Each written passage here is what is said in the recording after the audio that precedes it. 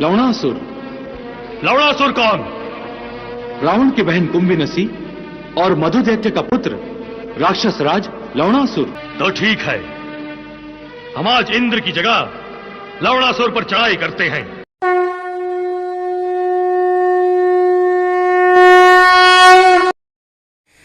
नमस्ते दोस्तों, आप सबका एक बार फिर से स्वागत है आपके अपने YouTube चैनल सत्य सनातन में। पिछले वीडियो में हमने आपको बताया था किस प्रकार से कांग्रेस ने एक टूल किट बना करके भारत को पूरे विश्व में बदनाम करने का प्रोपेगेंडा रचा हुआ है।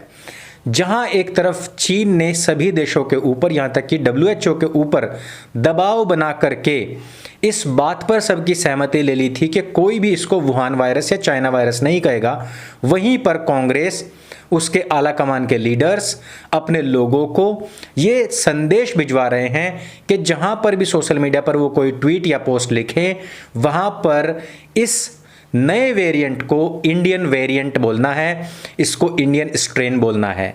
यानी कि जहां एक तरफ इस वायरस का जन्मदाता पूरे विश्व में अपनी छवि बचाने के लिए लगा हुआ है, वहीं पर भारत जो कि एक पीड़ित देश है, वहां के राजनेता इस देश को पूरे विश्व में बदनाम करने में लगे हुए हैं।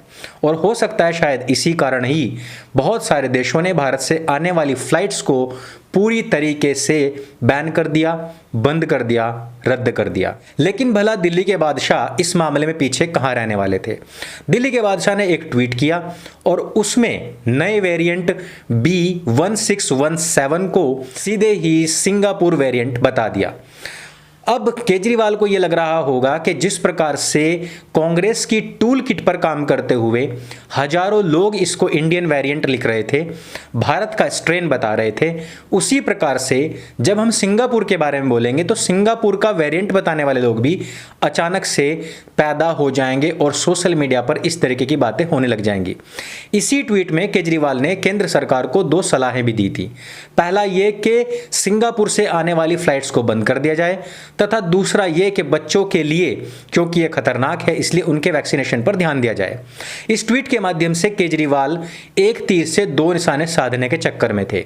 एक तो उस फेक न्यूज को फैला दें कि सिंगापुर से ये स्ट्रेन आया है, और दूसरा ये कि लगे हाथ इसी बहाने एक छोटे से केंद्र शासित राज्य का मुख्यमंत्री होने के बावजूद केंद्र सरकार को वो सलाह दे रहा है।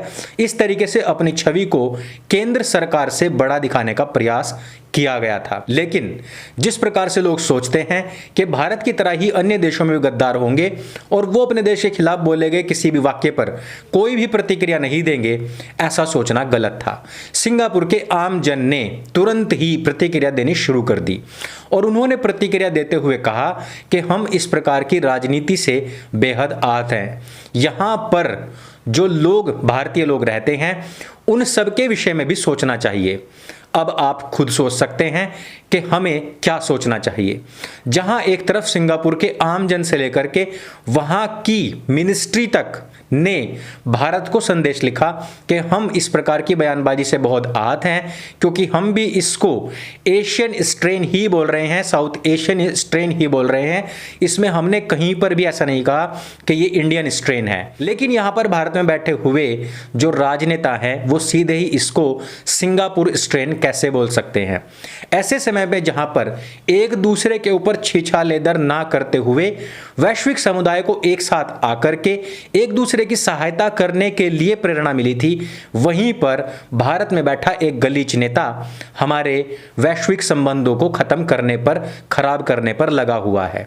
दोस्तों, आप लोगों को पता होना चाहिए कि सिंगापुर ने भारत की तथा भारत ने सिंगापुर की इस महामारी काल में काफी सहायता की है।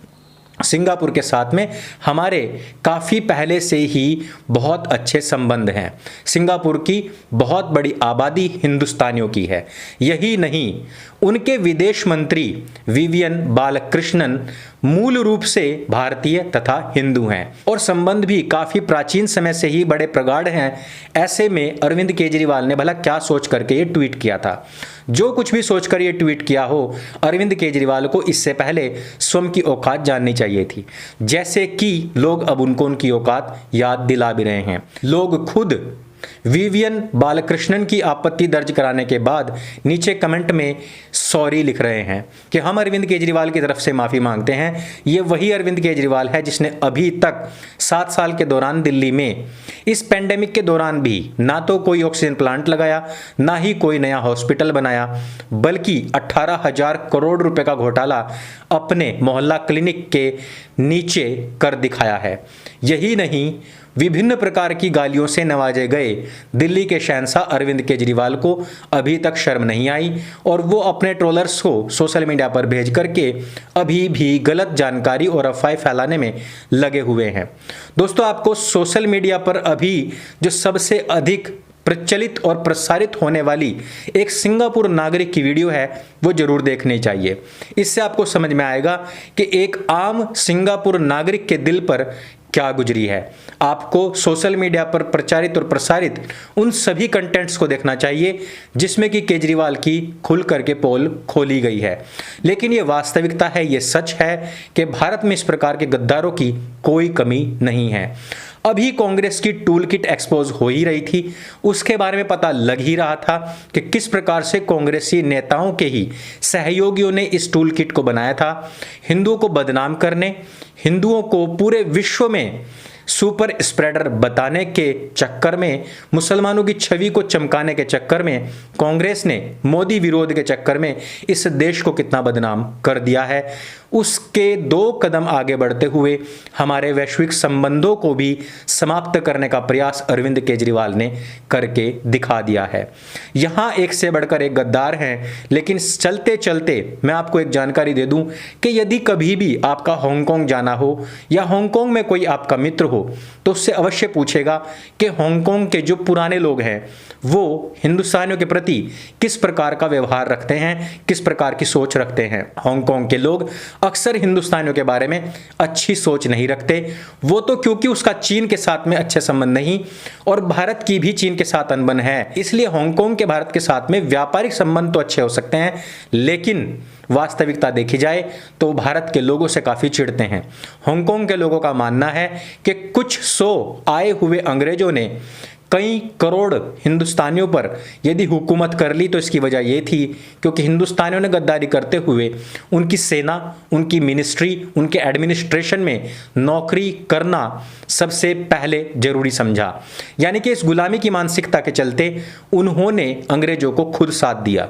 अंग्रेज हांगकांग में भी आए थे, लेकिन उन्होंने उनकी सेना का भाग बनने से तुरंत ही मना कर दिया था और इसी वजह से अंग्रेज हांगकांग को उस रूप से कभी भी गुलाम नहीं बना पाए जिस प्रकार से उन्होंने भारत को बना करके लूटा था।